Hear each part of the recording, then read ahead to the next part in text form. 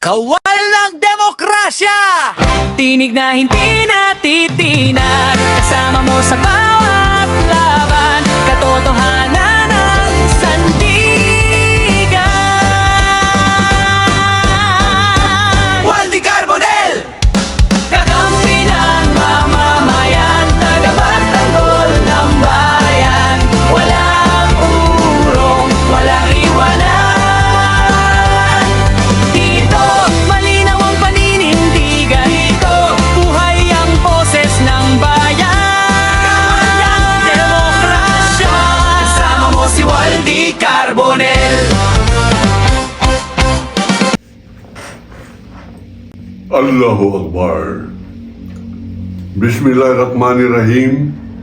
Alhamdulillah Rabbil Alamin. Isang mapagpalayang araw po sa atin lahat mga kaibigan. Ito po ang Kawal ng Demokrasya, Waldy Carbonell. Mga kaibigan, meron po tayong impormasyon. Dumating po sa akin to kagabi, alauna ng hating gabi.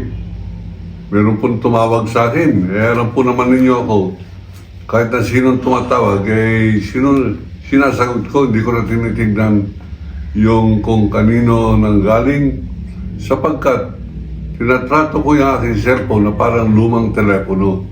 Yung po bang hindi mo nalalaman saan galing. At gusto kong pagbigyan kahit na yung mga tumatawag na mga duwag, naghahamon. Pinagbibigyan ko po yan. Sige lang, tumawag kayo. Kung yan ang inyong batayan ng pagkamatapang ninyo, ay hamunin ako kahit sa telepono, papatulang ko kayo.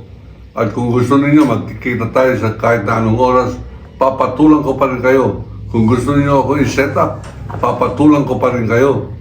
Kung aambusin ninyo ako, papatulang ko pa rin kayo, lagot kayo sa akin. Ganun pa man, mga kaibigan, may tumawag po sa atin. At siyempre, hindi ko sasabihin ang pangalan sapagkat kasama po yan sa canon o kautusan ng propesyon ng journalism na huwag mong ibabanggit, huwag mong babanggitin ang source ng iyong impormasyon, lalo kung ito ay maaari niyang ikapahamak. Ganun pa man, huwag na po natin discussin yan. Ang importante, ano ang impormasyon na binigay sa akin? Una, ang tawag ay mukhang galing po sa Davao o kagagaling lamang yan sa Davao. At sa Davao, parang open secret, walang paglilihim ang mga bulungan na nandun si Bato de la Rosa, 100%. O makinig kayo mabuti 100% andoon sa KOJC compound ni Kibuloy at ni Duterte. Yan pong KOJC compound, kay Duterte yan. Kaya lamang, sapagkat libre ang buwis, ang amilyar, libre ang mga importasyon ng mga baril sa buwis, sapagkat religious organization yan, Kingdom of Jesus Christ. Nandyan sa loob si Bato de la Rosa, malayang nagja-jogging tuwing alas 5 ng umaga, paikot-ikot po yan, 32 hectares po yan. Ang gwardiya niya, 200, karamihan Muslim, mga recruit ni Robin Padilla, yung mga haram na Muslim. Ang pangalawa, nandyan yung mga ex-NPA na nabudol ni Duterte at nabigyan ng pera maging rebel returnee. Nandyan din yung mga DDS regulars na kahanay noong araw dyan, si Las Cañas at si Matobato. 200 fully armed. Yan po ang bodyguard ni matapang na si Bato de la Rosa. Ang tapang dumayb sa hagdan.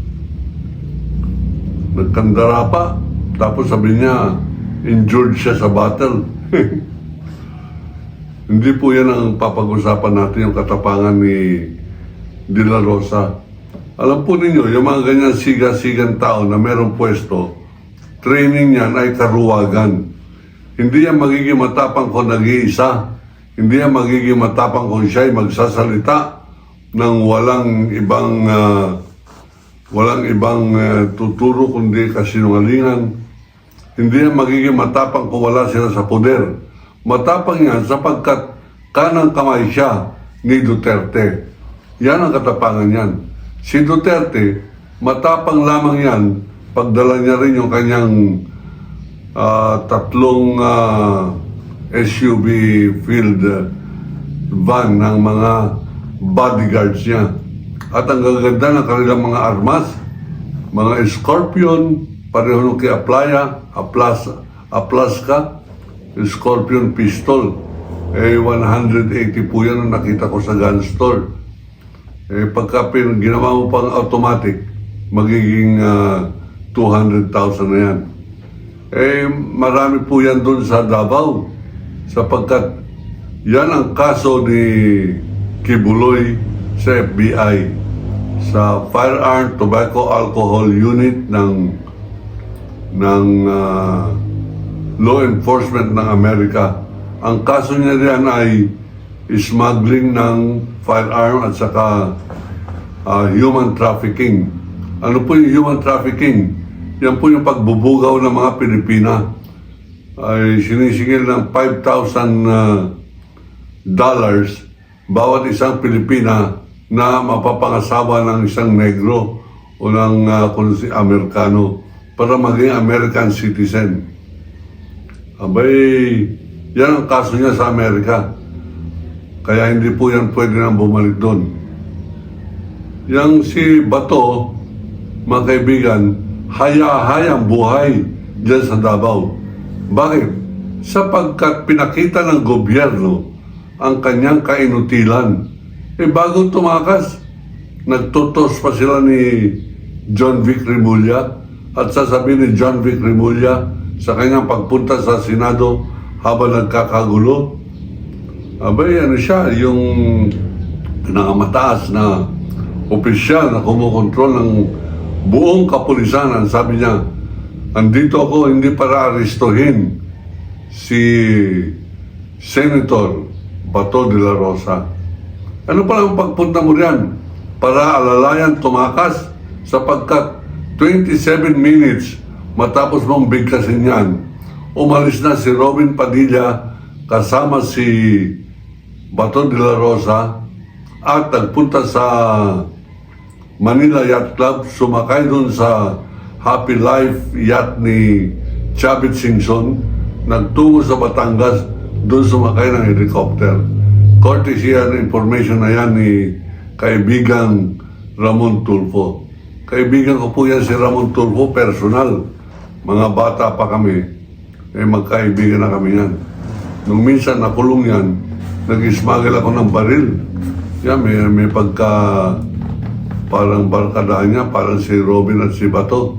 Nag-smuggle ako ng baril at ipinasa ko kay Ramon Tulfo sapagkat nandun siya sa nakakulong siya dun sa Maribeles, Bataan. Pinuntahan namin ng isang medyaman ng pangalan Aya Yupanco. Ngayon, sangayon sa kanya, hindi naman niya exclusive binigay sa akin to.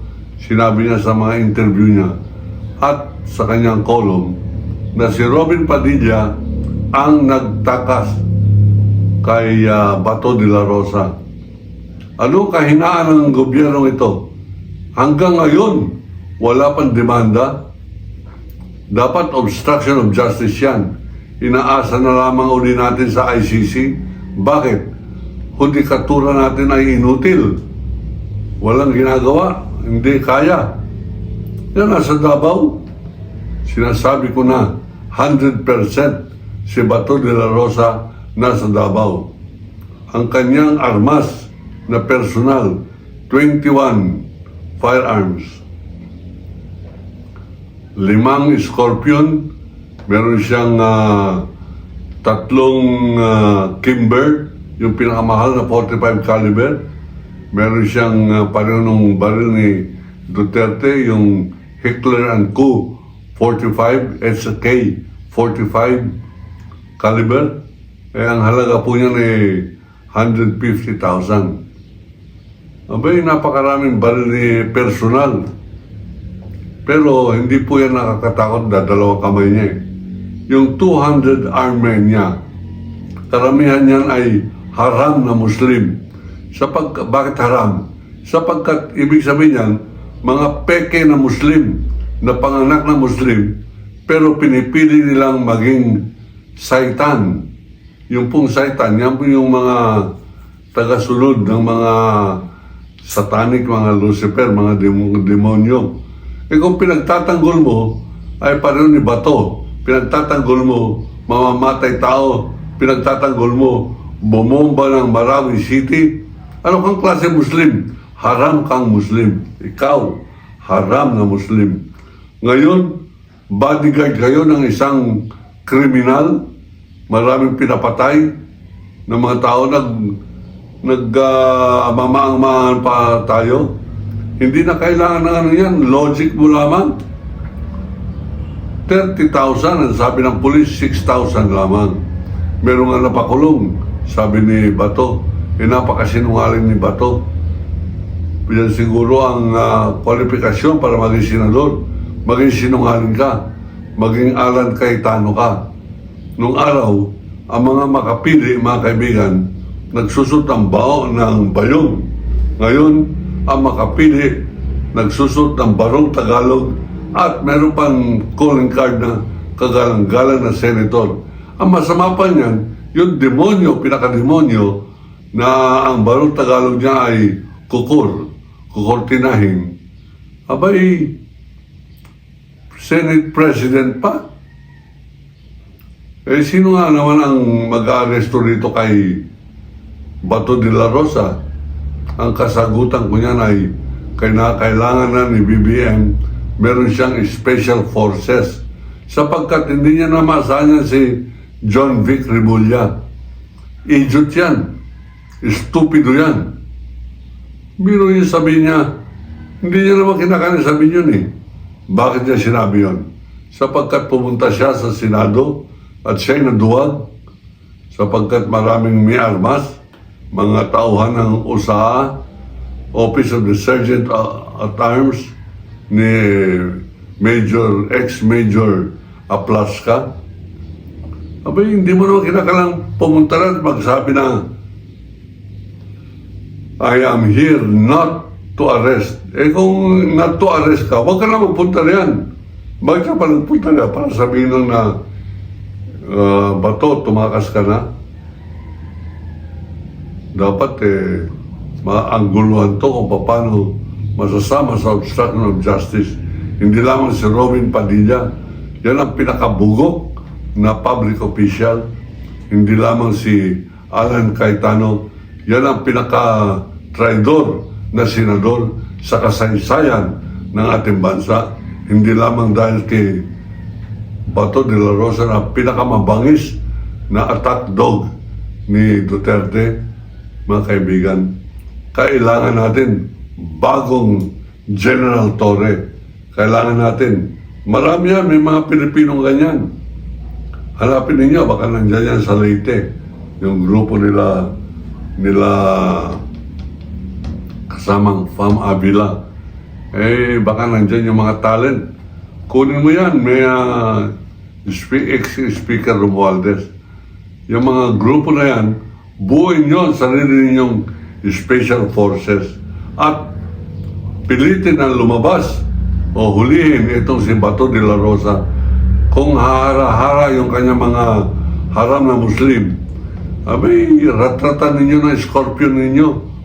Okay, marami silang baril, meron silang mga M203 at mga iba pa mga binigay na armas ni Bato de la Rosa sa kanila, yung sa armory ng Kingdom of Jesus Christ. Wala po tayong choice kundi hulihin. Kung hindi, talagang dapat magkaroon pa tayo ng maraming ICC sapagkat inutil, hindi lamang judikatura natin, kundi ang ating law enforcement agencies.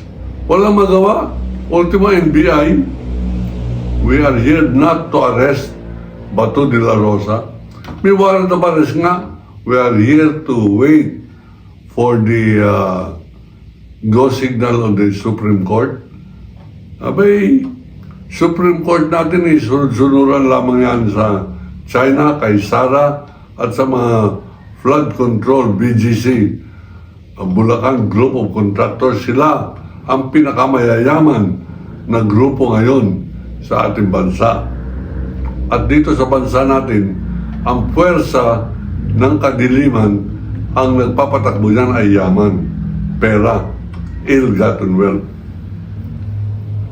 Pinakita na walang kakayanan si Naltates, pinakita walang kakayanan si John Vic Remulla, pinakita na hindi rin kayang tanggalin ni BBM si John Vic Remulla sapagkat kapatid yan ni Boying Remulla, yung Chief Ombudsman. Nasa kamay ni Boying ngayon sa kanyang pagiging dream job na ombudsman ang kapangyarihan na i-direct ang bansang ito.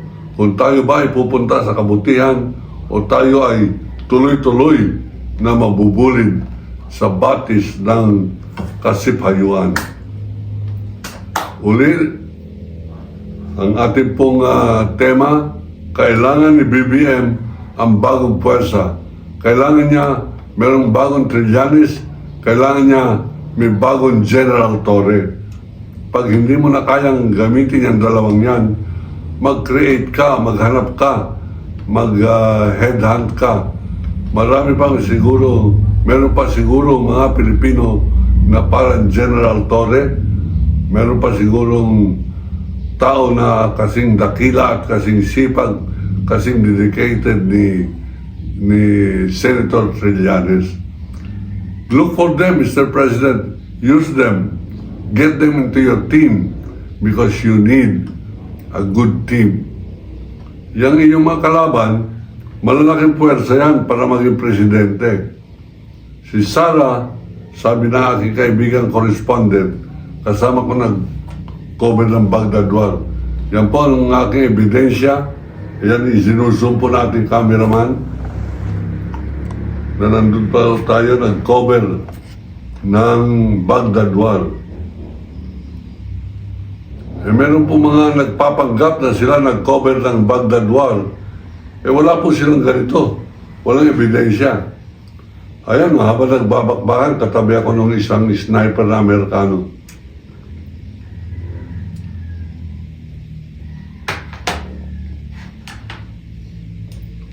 Mga kaibigan,